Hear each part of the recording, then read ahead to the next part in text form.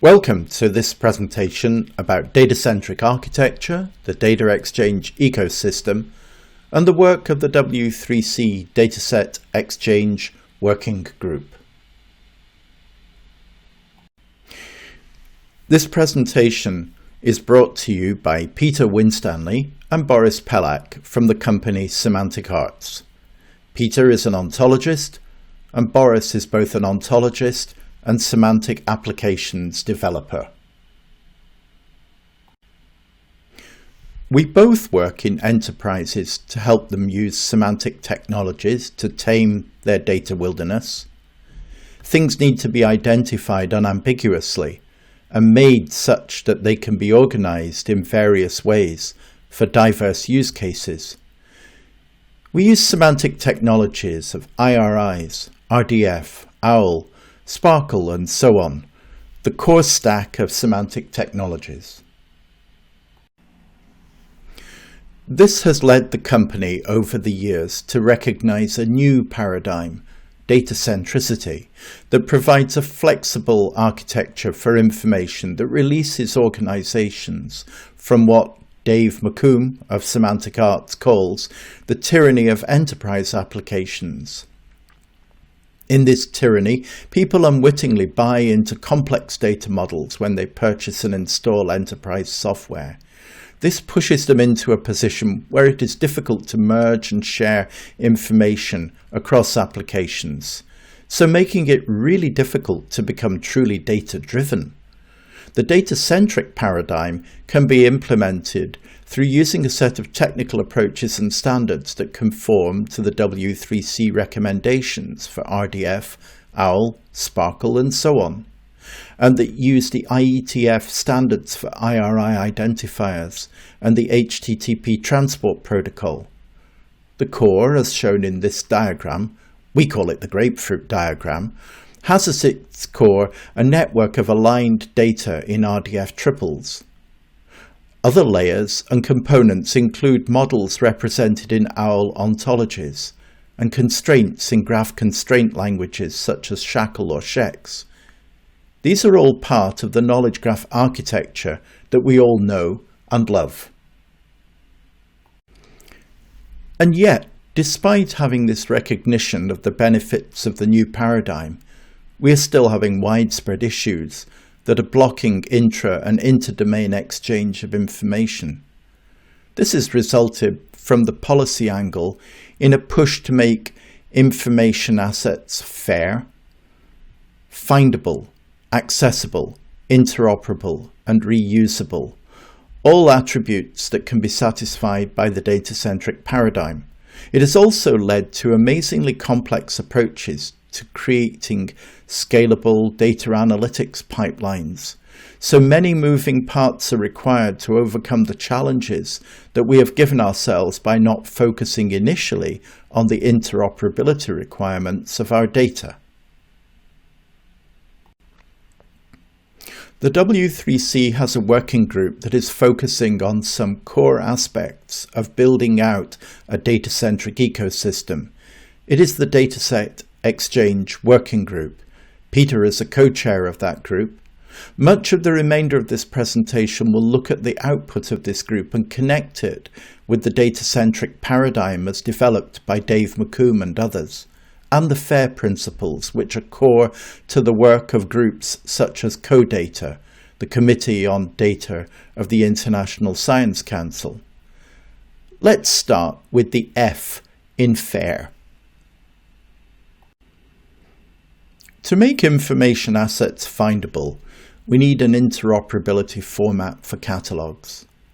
There are many approaches to cataloging information assets or data, and the W3C Data Catalog vocabulary, DCAT, is that interoperability format. In the next few slides, we will canter through the main elements of DCAT. DCAT recognizes that with catalogs of information assets, there is often a need to make notes in the margins.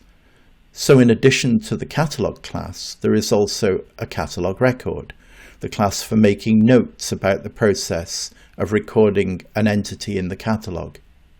It also recognizes that, as with books, There is a core information asset that might be made available in different forms, languages, and so on, each for different purposes. Here we see the fundamental model for the catalog class.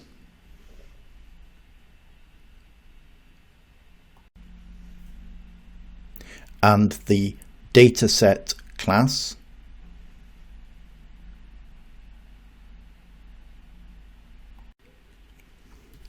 And the distribution class, this class for various distributions of a dataset, each that might be for a specific end purpose or community.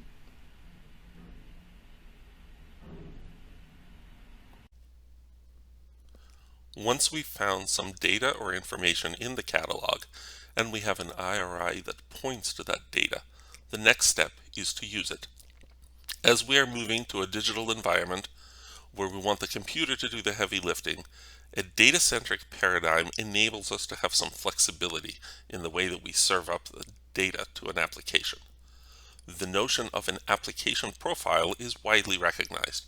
Information drawn together in a way that conforms to different schemas, potentially using different namespaces, in a way that is optimized for a particular local application. There are various technical approaches that can fulfill this requirement to transform and enrich information assets from a knowledge graph and supply it to an application. But this is the difficulty. If we're all responding to this technical challenge in different ways, the end result will be the same mess that we currently have with merging application-centric information assets. Complex pipelines will be needed to cater for the different approaches that have been taken. The W3C Dataset Exchange Working Group is responding to this need by developing a recommendation in conjunction with the Internet Engineering Task Force for content negotiation by profile. In this recommendation, there is an abstract model that expands on the idea within the HTTP protocol for negotiation between client and server for the form of the content of the response.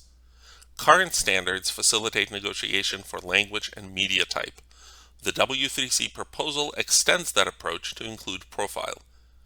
A system that conforms to this abstract model allows a client to discover the profiles that a server is capable of returning, and then to request a specific resource in one of those profiles. The HTTP response will contain a link header that identifies the profile capability of the server using either IRIs to identify the profiles or provide a token identifier that is mapped to an IRI. Therefore, it will be possible to provide a request to the server using either the IRI or the token, depending on implementation details when requesting a resource. The enhancement to the existing HTTP accept header will take time to both be ratified by all the standards bodies and to be implemented within web servers. Using query string arguments, or QSA, the capability for profile content negotiation can be delivered immediately, allowing for gradual adoption in expectation of the final standard. The QSA approach fits better with humans and forms. In addition to returning a link header, the QSA implementation will also return the profile definition as a JSON LD response body. When designing the QSA approach, it is important that one resource IRI is not within the query string of another IRI, so there needs to be some thought given to the design of asset identifiers and how they are resolved. Using a well-structured resource IRI as opposed to a single endpoint results in a cleaner, more maintainable REST API.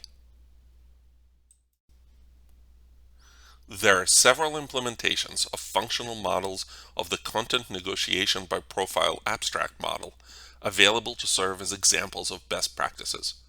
Work being done by Nick Carr and Rob Atkinson in the Open Geospatial Consortium data pipeline is already using this approach. The recommendation is still in draft, but is expected to graduate to a fully fledged recommendation once some final decisions are made by the IETF on how they want the HTTP header changes to be implemented.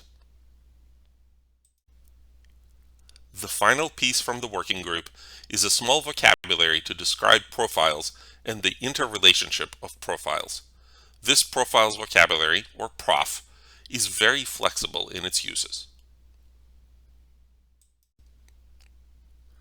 This is a small example describing a profile used in a validation pipeline for entries in the publications catalog for Australia's National Science Agency, or CSIRO.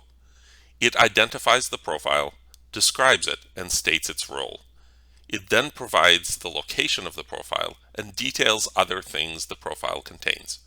An information asset, such as a catalog entity, can then be described as DCT conforms to this specific profile, and that validation can then be orchestrated and performed by other software. Cheka is a Python tool that uses the PROF vocabulary to automate RDF validation pipelines using shackle files. This is a model-driven approach, and the artifacts that are used here can all be part of the knowledge graph. So a very self-referential, RDF all the way down, model-driven ecosystem can be developed very quickly using these tools. The data-centric paradigm requires us to develop recommendations and tooling to implement elegant and model-driven approaches to delivering the FAIR principles. Use of the DCAT model and content negotiation by profile are approaches that will ensure efficient interoperability within and between knowledge graphs. It is the data system for the future, available now.